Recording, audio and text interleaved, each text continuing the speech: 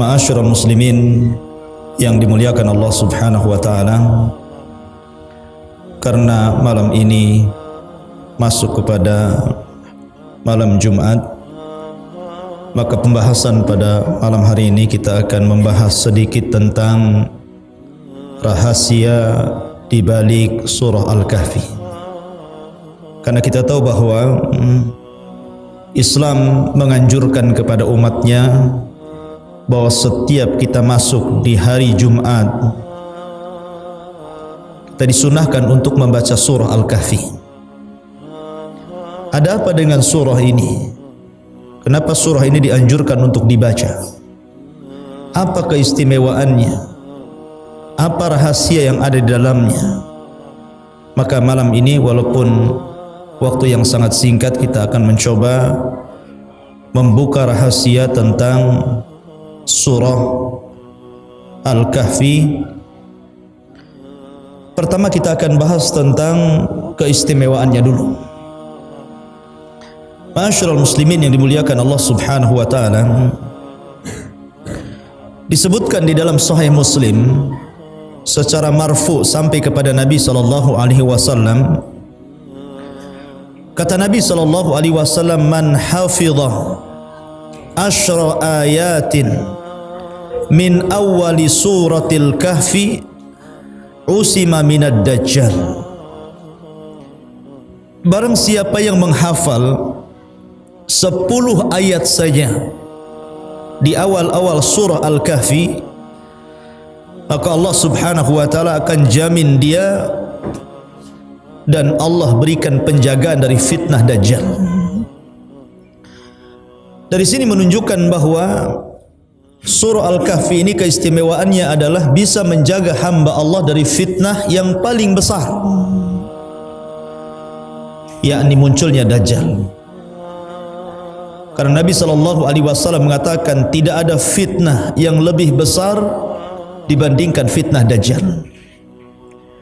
Kalau seandainya Dajjal itu muncul di saat aku masih hidup, kata Rasul, fa ana hajijudunakum, saya yang akan melawannya.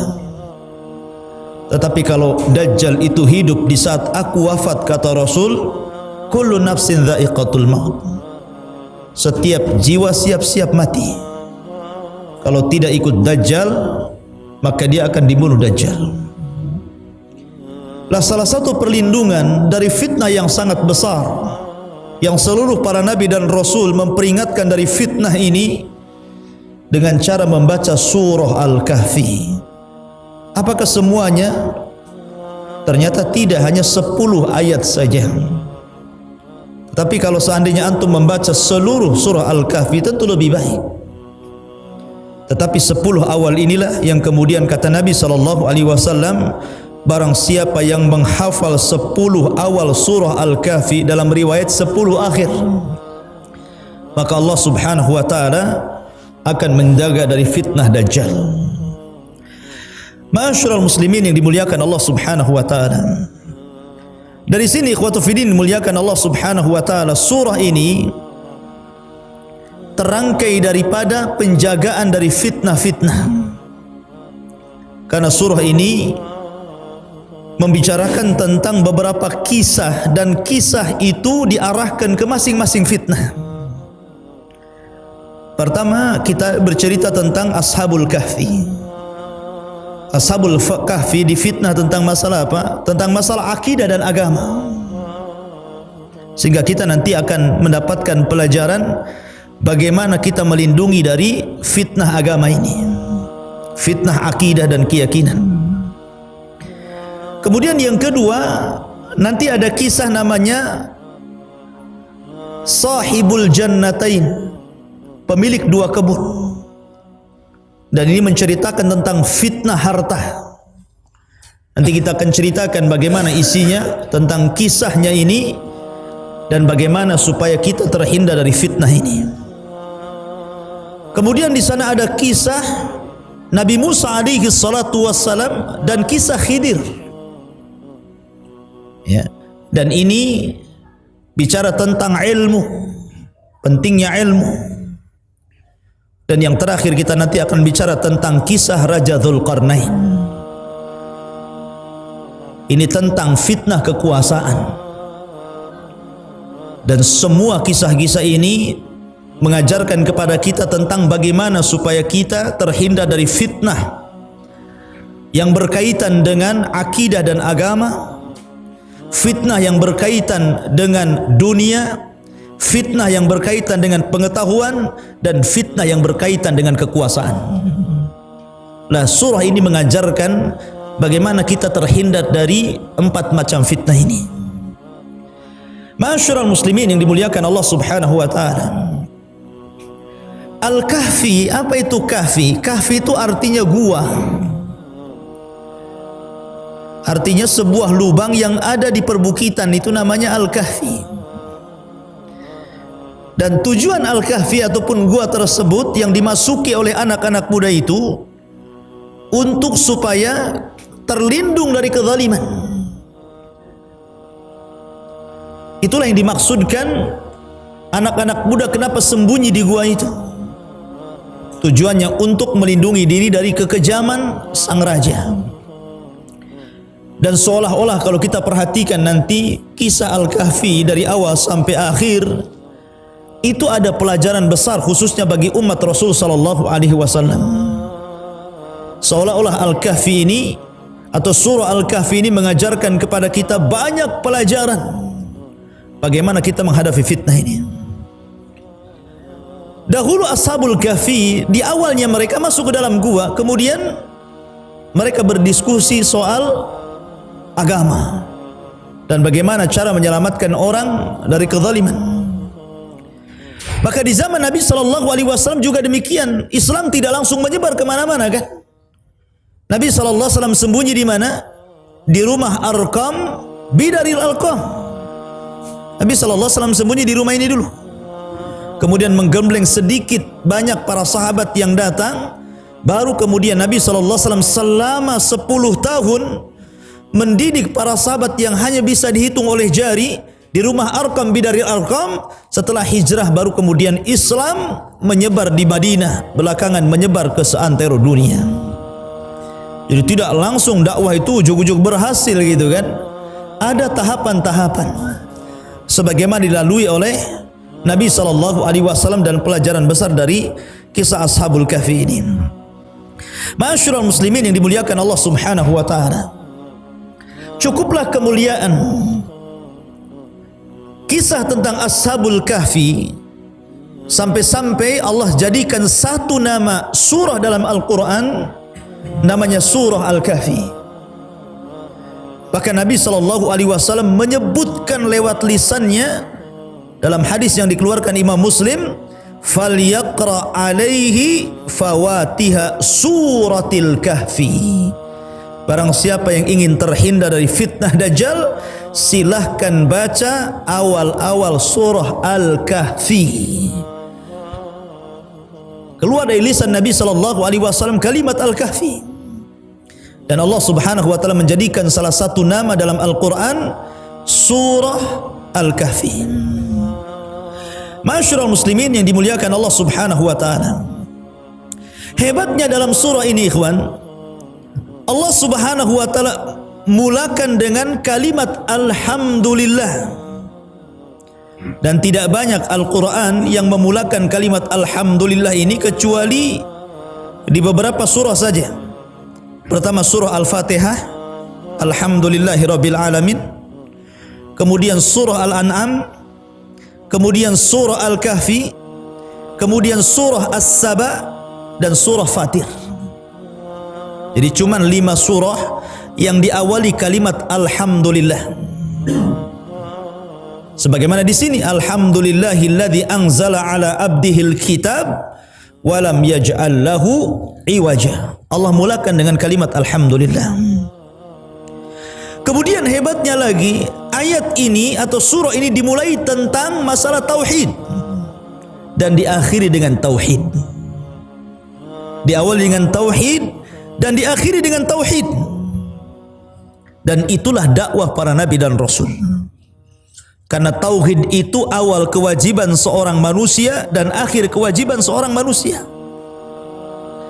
Orang kalau tidak membaca tauhid, Anda tidak muslim. Karena syarat orang masuk Islam itu harus mentauhidkan Allah. Asyhadu an la ilaha illallah wa asyhadu anna Muhammadar Rasulullah.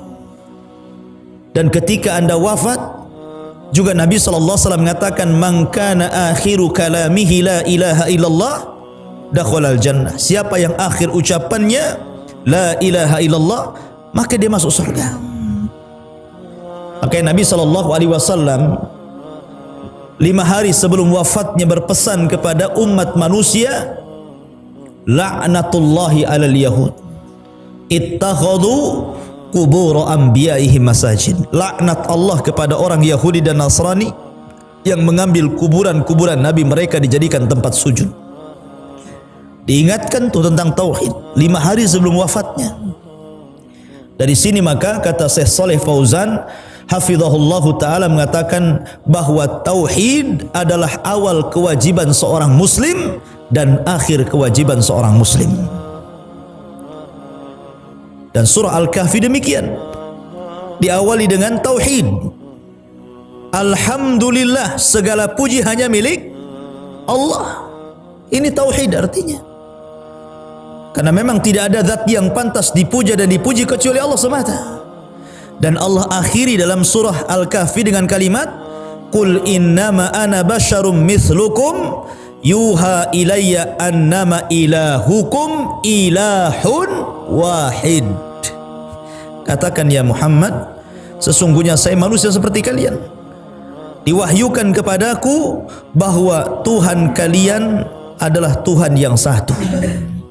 Tauhid. Ya. Ma'asyiral muslimin yang dimuliakan Allah Subhanahu wa taala.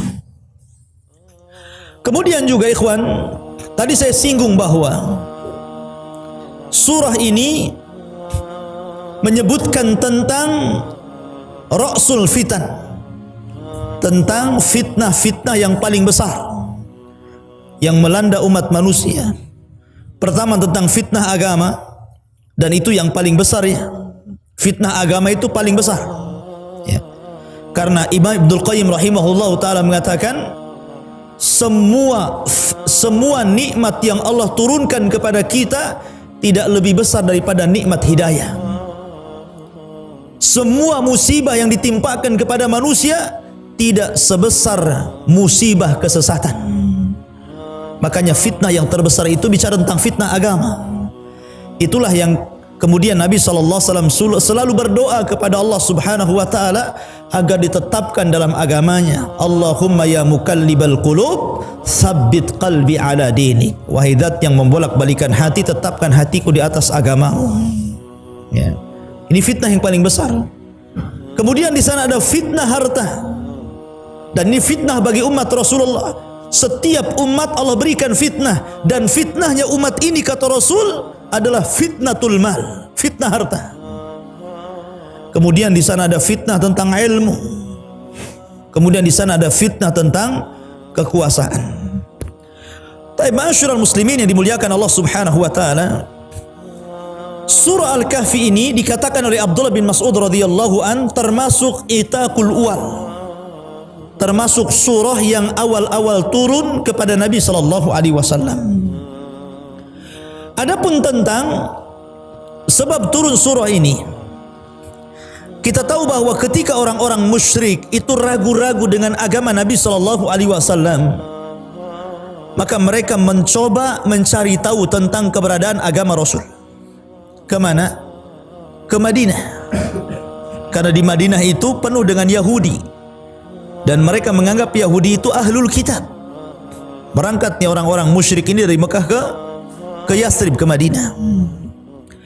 Sesampainya kemudian di Madinah, mereka mencari para ru'asaul Yahud, para pembesar-pembesar Yahudi, untuk bertanya tentang kenabian Muhammad sallallahu alaihi wasallam. Maka kemudian orang-orang Yahudi menjawab, jika orang yang mengaku nabi di wilayah maksudnya Mekah, dia memang seorang nabi, maka katakan kepada dia 3 soalan. Kalau dia sanggup menjawab, berarti memang dia nabi. Kalau dia tidak sanggup menjawab, dustakan kenabiannya, itu nabi palsu katanya. Kemudian orang Yahudi menyebutkan 3 soalan tadi. Yang pertama, tanyakan kepada dia tentang kisah anak-anak muda yang sembunyi di gua karena menghindari kezaliman raja. Bagaimana kisahnya? Kemudian yang kedua, tanyakan juga seorang raja dari raja-raja dunia yang berkeliling dunia dalam rangka da'watun ilallah, berdakwah kepada Allah Subhanahu wa ta'ala. Tanyakan kisahnya. Kemudian yang ketiga, tanya juga persoalan ruh. Apa itu ruh? Akhirnya pulanglah orang-orang musyrik ini ke Mekah. Sampai di Mekah mereka berjumpa dengan Rasul dan mereka berjanji kepada Nabi SAW, kalau Nabi SAW mampu menjawab 3 soalan ini, amanna, kami siap beriman. Nabi SAW melihat kesungguhan mereka akan beriman, senang, ya kan? Maka Nabi SAW saking senangnya, akhirnya dia menjanjikan jawaban di esok hari. Tapi Nabi SAW dilupakan mengucapkan insya Allah. Ini masalahnya, ya. Karena dia dilupakan mengucapkan insya Allah, ketika besoknya Jibril tidak turun. Kemudian 2 hari berikutnya Jibril juga tidak turun. 1 minggu berikutnya Jibril tidak turun. Sampai 1 bulan penuh Jibril tidak turun-turun, sampai Nabi SAW sesak dadanya, hampir-hampir membunuh dirinya, ya. Karena ketika dia menjanjikan sesuatu kepada orang-orang Quraisy, ternyata janji itu tidak turun-turun otomatis. Apa yang harus dikatakan kepada mereka, kan begitu? Tidak mungkin Rasul menjawab dengan akalnya, karena wa ma yantiqu anil hawa in huwa illa wahyun yuha. Rasul itu kan bicara dengan wahyu, bukan dengan akalnya. Dia harus tetap menanti Jibril datang. Akhirnya kemudian Jibril datang dengan membawa 70.000 malaikat, membawa surah Al-Kahfi. Jibril diiringi dengan 70.000 malaikat membawa surah Al-Kahfi, kemudian diturunkan kepada Nabi SAW sebagai jawaban dari pertanyaan orang-orang Quraisy. Dalam surah itu dijelaskan siapa yang dimaksud anak-anak muda yang sembunyi di gua. Mereka Ashabul Kahfi. Kemudian dijelaskan kisahnya dalam ayat ini nantinya. Adapun raja yang berkeliling dunia berdakwah, dialah Dzulqarnain, dan juga dijelaskan dalam surah Al-Kahfi. Adapun ruh, maka Allah Subhanahu wa taala berfirman, yas'alunaka 'anir ruh qulir ruhu min amri rabbi wa ma utitu minal ilmi illa qalila. Apabila mereka bertanya-tanya kepadamu tentang ruh, ya Muhammad, jawab, ruh itu urusan Allah, karena aku tidak banyak diberikan ilmu kecuali sedikit. Dari sini, ini sebab turun surah Al-Kahfi, yang kemudian menjadi surah yang paling mulia dan agung, karena surah ini adalah menjelaskan kepada kita bagaimana menghindarkan diri dari 4 fitnah besar. Fitnah yang mengenai agama, fitnah yang mengenai harta, fitnah yang mengenai ilmu, dan fitnah yang mengenai kekuasaan. Dari 4 cerita. Cerita Ashabul Kahfi, cerita Sahibul Jannatain, kemudian cerita Musa wal Khadir, dan cerita Dzulqarnain. Baik. Ma'asyiral muslimin yang dimuliakan Allah Subhanahu wa taala. Kita masuk tentang cerita yang pertama. Atau kita baca dulu beberapa ayat di dalam surah Al-Kahfi.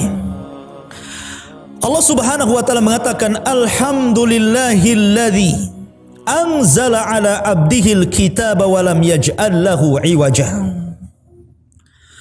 Allah berfirman, segala puji hanya milik Allah yang telah menurunkan Alkitab Al-Quran kepada hambanya, dan dia tidak menjadikannya bengkok. Qayyiman liyunzira ba'san syadidan min ladunhu wa yubashshiral mu'minina alladhina ya'maluna as-salihat anna lahum ajran hasana makithina fihi abada. Sebagai pembimbing yang lurus untuk memperingatkan akan siksa yang sangat pedih di sisi Allah, dan memberikan kabar gembira kepada orang-orang mukmin yang mengerjakan kebaikan bahwa mereka akan mendapatkan balasan yang baik, mereka kekal di dalamnya untuk selama-lamanya. Perhatikan ikhwan, ayat ini dimulakan dengan alhamdulillah. Sekali lagi, ayat-ayat atau surah yang dimulakan dengan alhamdulillah tadi sudah disebutkan ada 5 surat kan gitu. Pertama Al-Fatihah, yang kedua Al-An'am, yang ketiga Al-Kahfi, yang keempat surah Saba, dan yang terakhir surah Fatir. Ini surah yang dimulakan dengan alhamdulillah. Disebut dengan 5 surat yang dimulakan dengan kalimat alhamdulillah. Kalimat alhamdulillah ikhwan adalah pujian bagi Allah Subhanahu wa taala. Dan kalimat alhamdulillah itu lebih umum dibandingkan syukur. Kalimat alhamdulillah apa lebih khusus dibandingkan syukur. Karena bagaimanapun alhamdulillah adalah bentuk syukur kita kepada Allah dengan memuji Allah Subhanahu wa taala. Segala puja dan puji hanya milik Allah. Taib, yang telah menurunkan kepada hambanya Al-Quran. Dari sini menunjukkan bahwa Al-Quran itu turun dari atas, dan Al-Quran itu datang dari Allah Subhanahu wa ta'ala, menunjukkan bahwa ini akan ketinggian Allah Subhanahu wa ta'ala. Karena Al-Quran turun dari atas, menunjukkan yang menurunkannya berada di atas ketinggian. Dan Allah mengatakan Ar-Rahman 'alal arsy istawa. Wadat yang Maha Rahman bersemayam di atas arasy-Nya. Allah Subhanahu wa taala telah turunkan kepada hambanya Al-Quran, dan Al-Quran itu setiap perkara yang ada padanya Al-Quran, maka perkara itu menjadi terbaik. Ketika Al-Quran turun di malam Lailatul Qadar, maka malam itu menjadi malam terbaik dibandingkan seluruh malam-malam yang ada. Ketika Al-Quran turun di bulan Ramadan, maka bulan Ramadan bulan terbaik dari 12 bulan yang ada.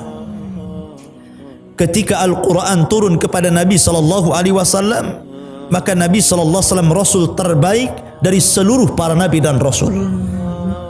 Ketika Al-Quran turun kepada umat Rasul SAW, maka Allah katakan kuntum khaira ummah, maka kalian sebaik-baik umat. Maka apabila Al-Quran masuk ke dada-dada kita semuanya, maka Nabi SAW mengatakan khairukum man ta'allama al-Qur'ana wa 'allama. Sebaik-baik kalian adalah orang yang belajar Al-Quran dan mengajarkan Al-Quran. Quran mengangkat siapapun.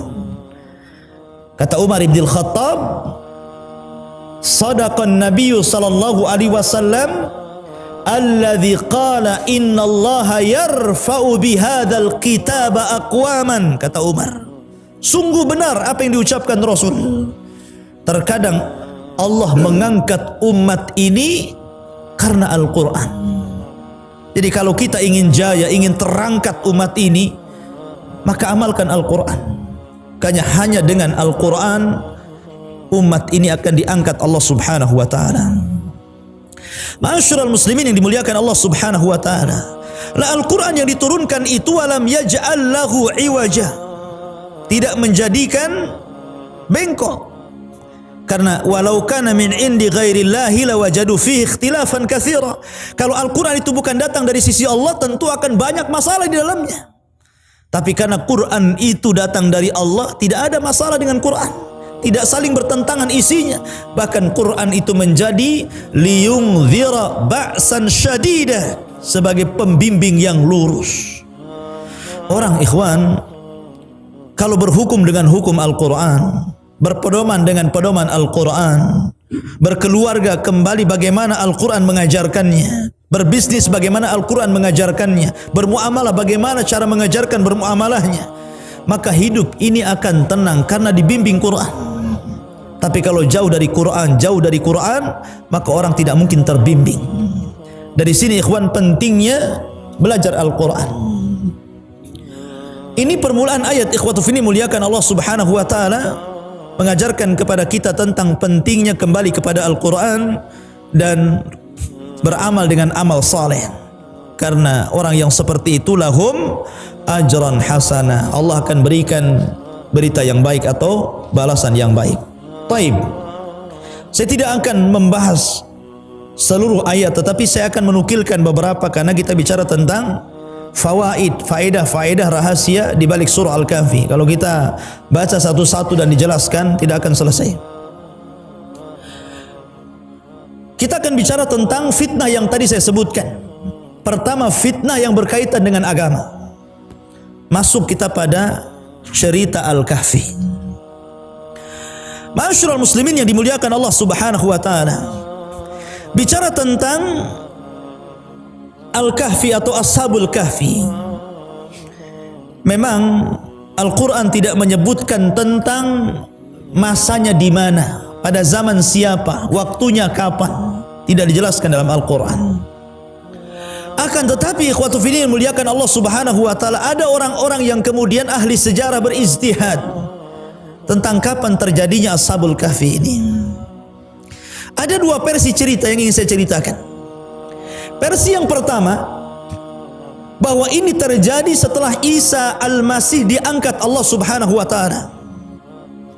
Ketika orang-orang Yahudi mengklaim membunuh Isa bin Maryam dan menyalibnya, maka Allah subhanahu wa ta'ala membela dan mengatakan, wa ma qataluh wa ma sallabuh walakin syubbiha lahu. Isa tidak dibunuh orang Yahudi, Isa tidak disalib orang Yahudi, bahkan Isa diangkat ke langit dan kelak akan diturunkan di akhir zaman untuk membunuh babi, mematahkan salib, memberlakukan jizyah dan membunuh Dajjal, tugas utamanya, dan akan menjadi imam yang adil dan akan memasukkan ahli kitab ke dalam agama Islam. Itu tugas Isa bin Maryam di akhir zaman. Ya. Lah ketika Isa ini naik ke atas, dinaikkan oleh Allah Azza wa Jal, tidak diwafatkan tapi dinaikkan. Bal rafa'ahu Allahu ila sama, bahkan Allah angkat ke langit. Ketika itu Hawariyun, mungkin kalau di zaman Rasul, sahabat-sahabat Rasul, kalau sahabat-sahabat Nabi Isa disebut Hawariyun. Qala al-hawariyuna nahnu ansarullah, kata Allah. Lah Hawariyun Isa ini, para sahabat Nabi Isa ini terpecah menjadi tiga. Ketika mereka berperang dengan orang-orang Yahudi, maka mereka terpecah menjadi tiga. Ya. Grup yang pertama mereka syahid, dibunuh orang-orang Yahudi. Kemudian grup yang kedua mereka murtad. Akhirnya mereka tidak tahan dengan siksaan orang-orang Yahudi, kemudian murtad. Dan grup yang ketiga inilah yang lari, menyelamatkan diri dan berhijrah. Dari sinilah cikal bakal sejarah Al-Kahfi dimulai, dari yang lari-lari ini. Ya. Lah kemudian ikhwatu fillah dimuliakan Allah Azza wa Jalla, yang lari-lari ini kemudian sebagian mereka lari ke sebuah tempat di sebuah desa. Rupanya desa ini dibenteng dan tidak ada jalan lain kecuali lewat desa itu. Rupanya selain dibenteng, gerbangnya itu disediakan patung yang disembah selain daripada Allah subhanahu wa ta'ala. Jadi kalau mereka harus melewati kampung itu, maka mereka wajib menyembah patung itu. Kalau tidak, maka mereka akan dibunuh dan tidak boleh lewat ke tempat ini atau disuruh balik lagi.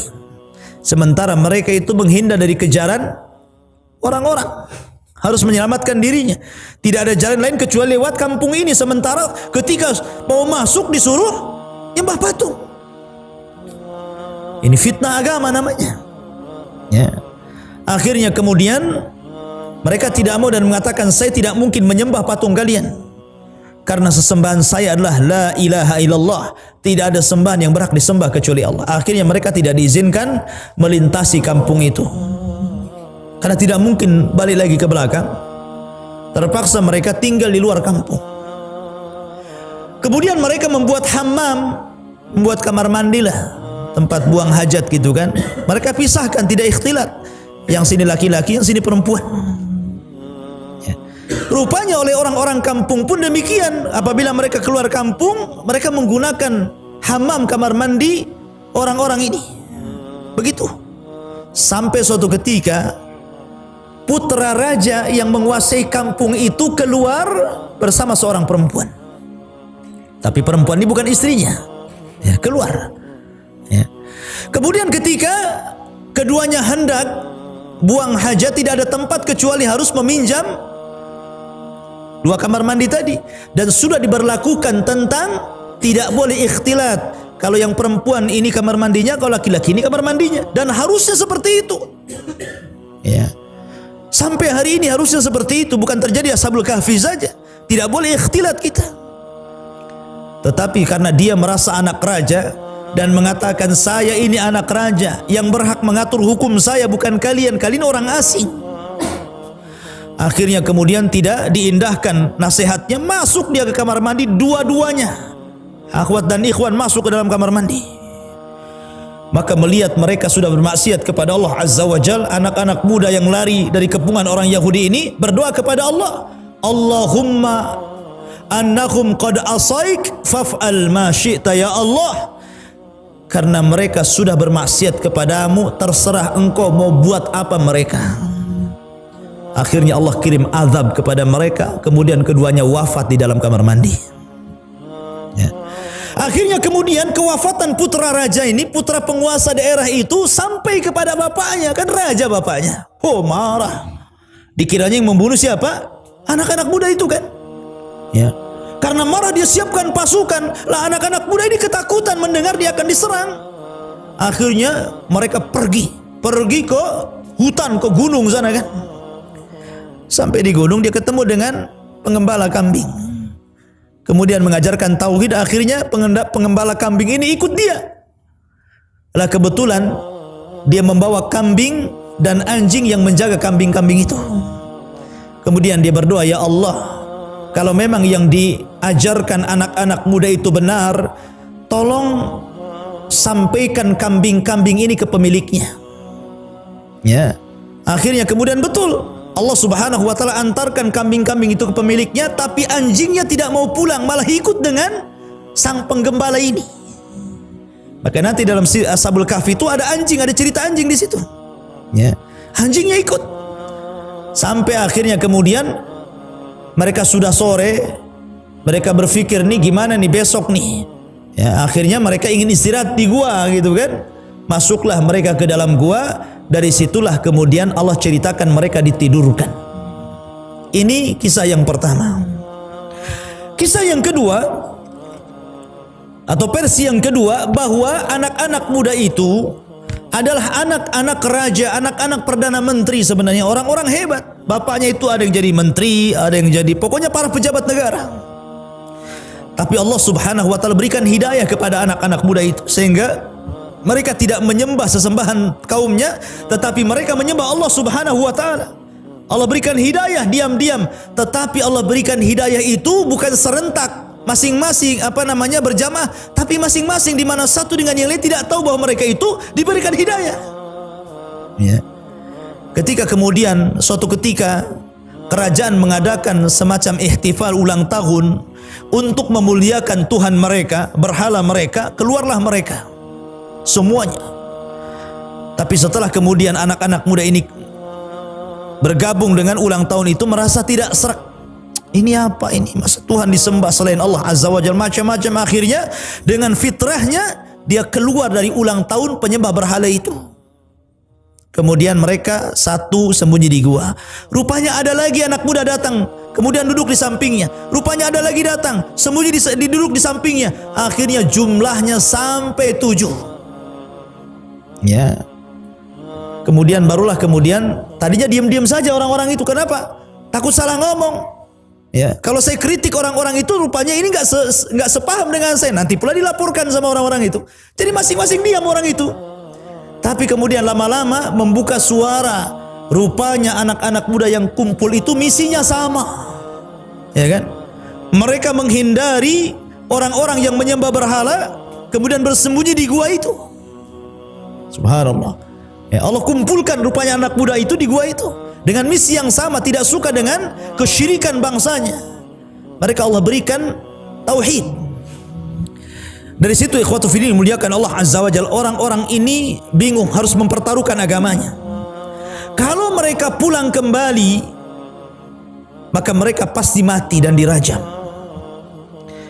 Atau kalau mereka pulang, pasti mereka akan dipaksa untuk murtad dari keyakinannya. Dan dua-duanya pilihan yang pahit, ikhwan. Ya, dirajam meninggal, musibah. Dipaksa murtad, musibah lagi, kan begitu. Akhirnya mereka tidak mau pulang. Mereka tidak mau pulang. Dari situ ikhwatu fiddin muliakan Allah Subhanahu wa taala, karena mereka tidak mau pulang, mereka berdoa kepada Allah Subhanahu wa taala yang disebutkan dalam Al-Qur'an doanya. Kemudian Allah ijabah doanya. Ketika itu ikhwatu fiddin muliakan Allah Subhanahu wa taala, maka orang-orang ini ketika sudah hampir terbenam matahari, maka mereka ingin mencari perlindungan. Rupanya mendapatkan gua. Disitulah kemudian mereka masuk ke dalam gua. Kemudian mereka ditidurkan di situ. Di sini pun kisahnya kurang lebih dengan kisah yang pertama. Tapi dari pelajaran kisah ini, ikhwatu fiddin muliakan Allah Subhanahu wa taala, saya petik 3 pelajaran.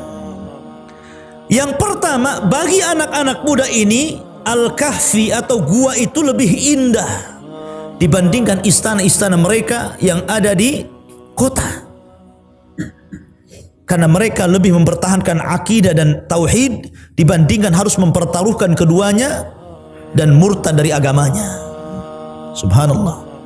Jadi bagi mereka itu, hidup dalam kondisi fakir, dalam kondisi miskin, dalam kondisi kesusahan, tidak mengapa, itu lebih indah ketika mereka mempertahankan iman dibandingkan bergelimang dengan harta dan kekayaan tapi hatinya tidak ada keimanan. Harusnya anak-anak muda seperti itu. Ya, kan ini cerita anak muda masalahnya. Gak masalah saya tidak punya apa-apa, saya miskin, saya kere, saya gak punya masalah. Tapi hati masih punya iman. Daripada orang kaya, raya, banyak harta, gak punya iman. Buat apa? Kehidupan dunia hanya sesaat saja. Ya. Makanya kalau kita lihat bagaimana Nabi SAW detik-detik wafatnya, Jibril datang. Kemudian memilih kepada Nabi SAW 2 perkara. Hei Muhammad, maukah Allah Subhanahu wa taala wafatkan dirimu, engkau tetap menjadi seorang nabi dan rasul, kemudian engkau akan menyusul saudara-saudaramu di sorga yang paling tinggi, fi rafiqil a'la, atau Allah tidak menghendaki nyawamu, kau tetap hidup di dunia, kau akan jadi nabi, kau akan jadi raja, kau akan bergelimbang dengan kekayaan, milih mana? Maka Nabi SAW mengatakan ila rafiqil a'la. Dia lebih memilih apa? Kembali ke rafiqil a'la, ke surga. Dia tidak mau dengan kenikmatan dunia. Ya. Kemudian juga kisah Umar bin Khattab radhiyallahu an ketika mendengar bahwa Nabi SAW mengilah istri-istrinya. Ketika sebagian istri-istri Rasul itu demonstrasi meminta tambahan belanja kepada Rasul. Rasul marah.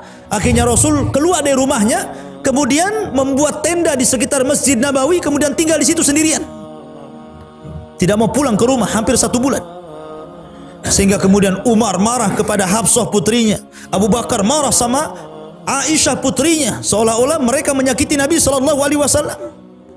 Maka Nabi SAW ketika itu harus tidur di tenda sendirian. Ya. Maka Umar bin Khattab radhiyallahu an kemudian izin untuk masuk ke tenda Rasul. Ketika diizinkan, Umar menangis. Kenapa? Karena dia tahu bagaimana seorang raja Persia, bagaimana seorang raja Romawi yang tinggal di singgasana, kemudian di kasur yang empuk dengan dayang-dayang yang megah dan luar biasa. Sementara Anda wahai Rasul berada di tenda kecil, tidak ada alas kaki, tidak ada alas orang berbaring gitu kan. Kemudian penuh dengan tanah gitu. Subhanallah. Dari situ kemudian Nabi SAW mengatakan, ya Umar, sesungguhnya keindahan hidup itu hanya di akhirat. Itu menunjukkan apa? Nggak masalah orang itu fakir, miskin, tapi ada iman dibandingkan kaya tapi tidak ada iman. Makanya Umar bin Khattab radhiyallahu an ketika diserahi padanya kunci Baitul Maqdis, ketika Abu Ubaidah ibn al-Jarrah berhasil menaklukkan Persia dalam perang Qadisiyah, ketika itu maka Raja Qadisiyah ini yang menjaga Baitul Maqdis tidak mau menyerahkan kunci kecuali kepada Umar ibn Khattab. Umar bin Khattab berjalan dari Madinah menuju Persia itu hanya berdua dengan pembantunya, gantian naik unta. Ketika sampai di Syam, Umar tidak lewat depan tapi lewat belakang, sehingga orang tidak tahu Amirul Mukminin datang. Ketika Abu Ubaidah bin Jarrah melihat Amirul Mukminin dengan pakaian lusuh, pakaian yang dipakai di Madinah berhari-hari sampai di Palestina gitu kan, seperti apa pakaiannya? Akhirnya Abu Ubaidah mengatakan, ya Amirul Mukminin, coba kau kasih tahu kedatanganmu biar kami siapkan pakaian yang indah, pakaian yang gagah supaya orang hormat kepadamu. Tapi Umar bin Khattab mengatakan, ya Aba Ubaidah, untung kau yang ngomong. Kalau bukan engkau yang ngomong, kupukul kepalamu. Ya. Kemudian Umar bin Khattab mengatakan, innallaha a'azzana bil Islam wa man yabtaghi ghairah wa man yabtagil izzata bi ghairi ma a'azzanallahu adhallanallahu azza wa jalla. Sesungguhnya Allah telah muliakan kita dengan Islam. Siapa yang mencari kemuliaan yang bukan Allah muliakan, maka Allah akan hinakan orang itu. Umar bin Khattab mengajarkan kesederhanaan kan? Ya. Kemudian juga ikhwatu fiddin dimuliakan Allah Subhanahu wa taala, maka di sini pelajaran besar, Ashabul Kahfi ini lebih menyukai tinggal di gua dengan terjaga imannya daripada tinggal di istana tapi dinodai keimanannya. Ini satu. Yang kedua, bahwa di hadapan Ashabul Kahfi ini ada kemungkaran. Dan dalam surah Al-Kahfi ini diajarkan bagaimana cara kita ini meredam kemungkaran. Karena kemungkaran itu ada yang sifatnya kuat, ada yang sifatnya lemah, ada yang sifatnya biasa-biasa saja. Ya. Kalau kemungkaran itu lemah, maka Anda seperti Raja Dzulqarnain, memaksa orang untuk beriman dan bertauhid. Kalau tidak dihukum. Ya. Tapi kalau kemungkaran itu kuat dan Anda tidak bisa melawannya dan tidak bisa mengingkarinya, maka seperti Ashabul Kahfi, i'tazalu, hijrah antum dari situ. Cari tempat yang bisa menenangkan akidah kita. Tapi kalau seandainya memang kemungkaran itu tidak lemah dan tidak kuat, maka seperti Musa alaihi salatu wassalam, seperti Ashabul Jannatain, pemilik dua kebun dengan cara nasihat. Nasihat. Karena Rasul mengatakan siapa yang melihat kemungkaran, cegah dengan lisan, dengan tangan, dengan kekuatan. Seperti Dzulqarnain, ya kan? Kemudian tidak bisa dengan lisan seperti pemilik dua kebun, nanti kita akan ceritakan. Kemudian dengan hati. Ya. Dengan hati kalau memang tidak bisa seperti Ashabul Kahfi. Ya kan? Kemudian faedah yang terakhir karena sudah isya ini. Ya. Bahwa pelajaran besar dalam surah Al-Kahfi ini menceritakan tentang kisah anak-anak muda, ikhwan.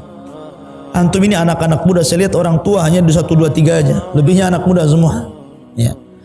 Kisah Ashabul Kahfi ini menjelaskan tentang bagaimana peran anak muda. Sebab bangsa ini akan rusak kalau anak-anak mudanya rusak.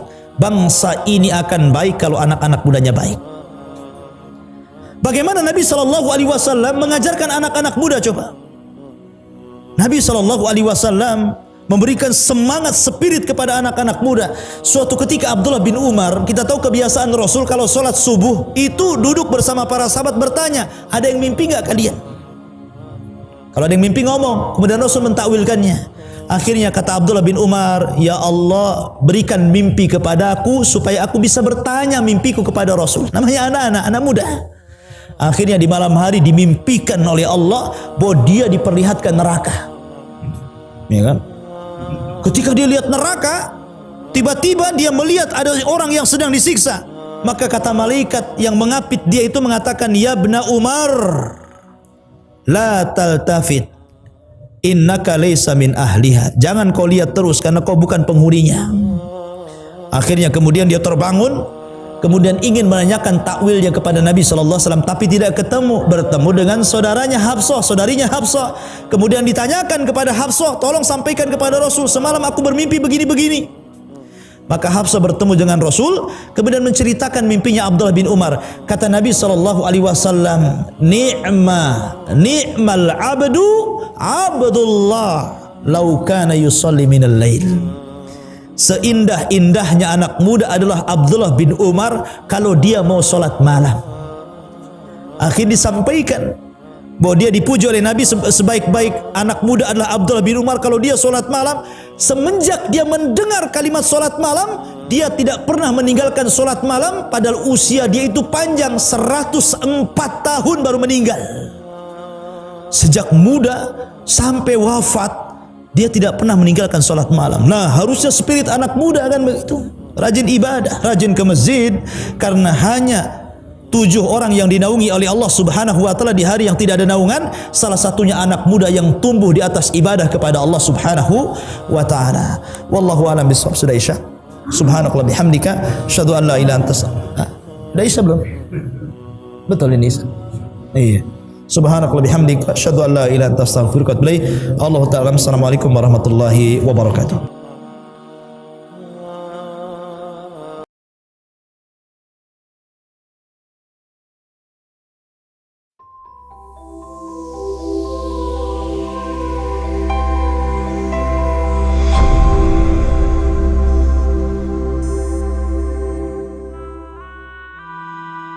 Bismillahirrahmanirrahim. Assalamualaikum warahmatullahi wabarakatuh. Sahabat yang beriman, pembahasan tentang hari Jumat seperti tidak ada habisnya. Hal ini karena dalam Islam, hari Jumat mempunyai keistimewaan tersendiri dibanding hari-hari yang lain. Bahkan ada beberapa amalan yang dianjurkan saat hari Jumat tiba. Dalam beberapa riwayat, hari Jumat memiliki keutamaan. Misalnya dibukanya pintu keberkahan dan kebaikan oleh Allah Subhanahu wa taala. Adanya waktu mustajab dari doa seorang mukmin, dan ada janji pahala berlipat ganda bagi muslim yang memperbanyak membaca Al-Qur'an, berzikir serta bersolawat kepada Nabi Muhammad SAW. Di samping adanya kewajiban sholat Jumat dan mendengarkan khutbah Jumat pada waktu zuhur, ternyata ada peristiwa penting yang terjadi pada hari Jumat. Peristiwa penting ini tentunya tidak terjadi pada hari-hari biasa. Sesungguhnya hari Jumat adalah rajanya hari dan hari paling mulia di sisi Allah Subhanahu wa taala. Ia lebih mulia di sisi Allah dibanding hari Idul Adha dan hari Idul Fitri. Di hari tersebut terjadi 5 perkara penting. Allah menciptakan Adam di hari Jumat, Allah menurunkan Adam ke bumi di hari Jumat, di hari tersebut pula Allah mewafatkannya. Di dalamnya terdapat sebuah waktu di mana tidak seorang pun meminta kepada Allah di waktu tersebut kecuali Allah akan memberinya selama tidak meminta hal yang diharamkan. Di hari tersebut terjadinya hari kiamat. Hadis riwayat Imam Ibnu Majah. Dalam hadis lain dari Abu Hurairah radhiyallahu an bahwa Rasulullah SAW bersabda, hari paling baik di mana matahari terbit pada hari itu adalah hari Jumat. Pada hari itu Adam diciptakan dan pada hari itu pula Adam dimasukkan ke dalam surga serta diturunkan dari surga. Pada hari itu juga kiamat akan terjadi. Pada hari tersebut terdapat suatu waktu di mana tidaklah seorang mukmin sholat menghadap Allah mengharapkan kebaikan kecuali Allah akan mengabulkan permintaannya. Hadis riwayat Muslim. Peristiwa penting yang terjadi pada hari Jumat itu adalah sebagai berikut. 1. Pada hari Jumat seluruh makhluk diciptakan, langit, bumi, neraka, dan surga menjadi sempurna. Imam Ibnu Katsir dalam tafsirnya menjelaskan bahwa dan pada hari itulah semua makhluk menjadi sempurna, yaitu hari ke-6 di mana Allah menciptakan langit dan bumi di dalamnya. Hari ke-6 adalah hari Jumat, karena kalender Islam memulai penghitungan hari dari hari Minggu, bukan dari hari Senin seperti kalender Masehi. Rasulullah SAW bersabda, dalam 7 hari ada 1 hari yang Allah memilihnya dari hari-hari keseluruhannya. Pada hari Jumat Allah menciptakan langit dan bumi. Di hari itu juga Allah menyelesaikan ciptaannya, dan di hari itu juga Allah menciptakan surga dan neraka. Hadis riwayat Abu Syekh. 2. Sebagai hari diciptakannya Nabi Adam alaihissalam. Sebagaimana yang telah kita ketahui bahwa Adam alaihissalam adalah manusia pertama yang Allah ciptakan. Sebagaimana sabda Rasulullah SAW yang artinya, hari terbaik terbitnya matahari adalah hari Jumat, hari penciptaan Nabi Adam, hari masuk dan keluarnya Nabi Adam di surga, dan hari kiamat tidak akan terjadi kecuali hari Jumat. Hadis riwayat Muslim. Dalam hadis tersebut ada 5 hal penting, yaitu tentang penciptaan Nabi Adam alaihissalam, hari utama atau hari terbaik terbitnya matahari, hari kiamat akan terjadi pada hari Jumat, Adam alaihissalam masuk surga pada hari Jumat, Allah mengeluarkan Adam dari surga juga pada hari Jumat. Pada hari itu, hari Jumat, bapak kalian semua, Nabi Adam alaihissalam masuk surga, dan pada hari itu ia keluar dari surga. Hadis riwayat Imam At-Tabrani. 3. Sebagai hari penghapusan dosa. Umat Islam diberi anugerah seluas samudra, jarak sholat ke sholat, sehari semalam merupakan penghapus dosa. Begitu pula dari Jumat ke Jumat, dari Ramadan ke Ramadan sebagai penghapusan dosa. Hal ini sangat jelas disebutkan dalam hadis sahih yang bersumber dari sahabat Abu Hurairah dan diriwayatkan oleh Imam Muslim. Rasulullah SAW bersabda yang artinya, apabila menjauh dosa besar antara sholat 5 waktu dari Jumat ke Jumat dan dari Ramadan ke Ramadan adalah sebagai kifarat penghapus dosa. Hadis riwayat Muslim. 4. Terhindar siksa dan fitnah kubur. Para ulama menyebutkan bahwa barang siapa orang Islam yang meninggal di hari Jumat atau malam Jumat, maka insya Allah dia akan terhindar dari fitnah dan siksa kubur. Para ulama beralasan pada sebuah dalil yang bersumber dari Abdullah bin Amr bin As yang diriwayatkan oleh Imam At-Tirmidzi bahwa Rasulullah SAW bersabda, barang siapa yang meninggal pada malam Jumat atau hari Jumat terjaga dari siksa dan fitnah kubur. Hadis riwayat Imam At-Tirmidzi dari Abdullah bin Amr bin As. 5. Hari yang utama dari hari-hari yang lain. Sebagaimana yang telah dijelaskan dalam berbagai hadis yang menjelaskan tentang keutamaan hari Jumat.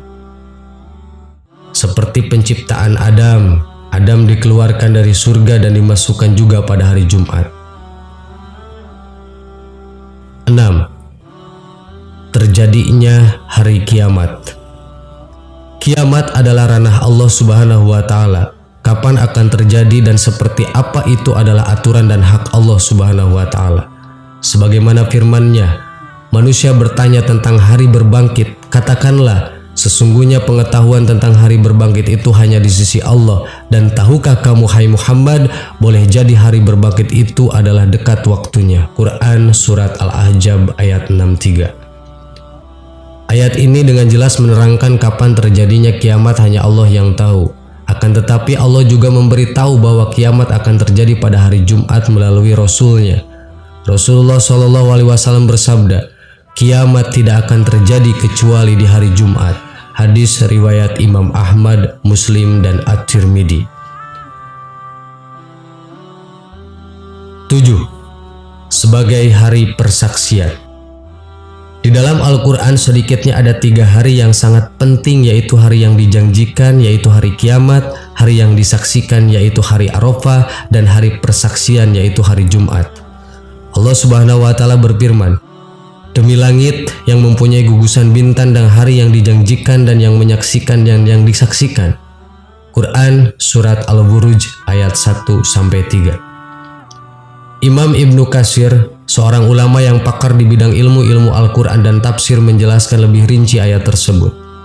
Bahwa yang dimaksud dengan hari Jumat sebagai hari persaksian, beliau mengutip sebuah hadis yang diriwayatkan oleh Imam At-Tirmidzi. Rasulullah SAW bersabda, hari yang dipastikan datangnya adalah hari kiamat, hari yang disaksikan adalah hari Arafah, dan hari yang menjadi saksi adalah hari Jumat. Tiadalah matahari terbit dan suatu hari yang lebih utama daripada hari Jumat. Pada hari tersebut ada suatu waktu di mana seorang hamba yang beriman kepada Allah dengan kebaikan, kecuali Allah akan mengabulkan untuknya, dan memohon perlindungan dari suatu kepadanya kecuali Allah melindunginya dari sesuatu tersebut. Hadis riwayat Sahih At-Tirmidzi. 8. penyempurna ajaran Islam. Hari Jumat adalah hari penyempurna agama Islam, yaitu dengan turunnya surat Al-Maidah ayat 3 dan sebagai ayat terakhir yang diturunkan sebelum Rasulullah SAW wafat. Allah Subhanahu wa taala berfirman, "Pada hari ini telah aku sempurnakan untuk kamu agamamu dan telah kucukupkan kepadamu nikmatku dan telah kuridhoi Islam itu jadi agama bagimu." Quran surat Al-Maidah ayat 3. Amalan sunnah pada malam Jumat. Malam Jumat tidak seperti malam-malam lainnya dan lebih utama yang khusus bagi sebagian orang yang mempercayainya adalah sebagai malam yang sakral. Bahwa malam tersebut identik dengan suasana yang mencekam. Berbagai mitos dan keyakinan marak tersebar sehingga banyak menghasilkan bermacam-macam tradisi yang dihadirkan pada malam itu. Beberapa amalan sunnah yang dianjurkan oleh Allah Subhanahu wa taala untuk dilaksanakan adalah memperbanyak sholawat kepada Nabi, sebagaimana yang diceritakan dalam sebuah hadis. Perbanyaklah sholawat untukku pada hari Jumat dan malam Jumat, karena barang siapa yang bersholawat untukku dengan satu sholawat, niscaya Allah akan bersholawat untuknya 10 kali. Hadis riwayat Al-Baihaqi. Dianjurkan membaca surat Al-Kahfi pada malam Jumat dan siangnya. Sebagaimana dijelaskan dalam sebuah hadis, Rasulullah SAW bersabda yang artinya, barang siapa membaca surat Al-Kahfi pada hari Jumat, maka ia akan mendapat cahaya antara dirinya dan rumah yang mulia, yaitu Mekah. Hadis riwayat Ad-Darimi. Mengerjakan sholat subuh berjamaah. Sebagaimana yang dijelaskan dalam sebuah hadis, Rasulullah SAW bersabda yang artinya, sesungguhnya seabdol-abdolnya sholat di sisi Allah adalah sholat subuh dengan berjamaah. Hadis riwayat Abu Nuaim. Perbanyaklah membaca Al-Quran. Al-Quran akan memberikan syafaat kelak di hari kiamat. Sebagaimana sabda Rasulullah SAW yang artinya, bacalah oleh kalian Al-Quran karena sesungguhnya Al-Quran akan datang pada hari kiamat sambil memberi syafaat kepada orang yang membacanya. Hadis riwayat Imam Muslim. Begitulah mulianya hari Jumat. Setiap muslim mempunyai cara memuliakan amalan-amalan yang Rasulullah SAW perintahkan sebagai tanda ketaatan kita kepada Allah Subhanahu wa taala. Sahabat yang beriman, begitulah keutamaan dan amalan sunnah di hari Jumat. Mudah-mudahan memotivasi kita untuk mengamalkannya dan jadi ilmu yang bermanfaat untuk kita. Wallahu a'lam. Wassalamualaikum warahmatullahi wabarakatuh.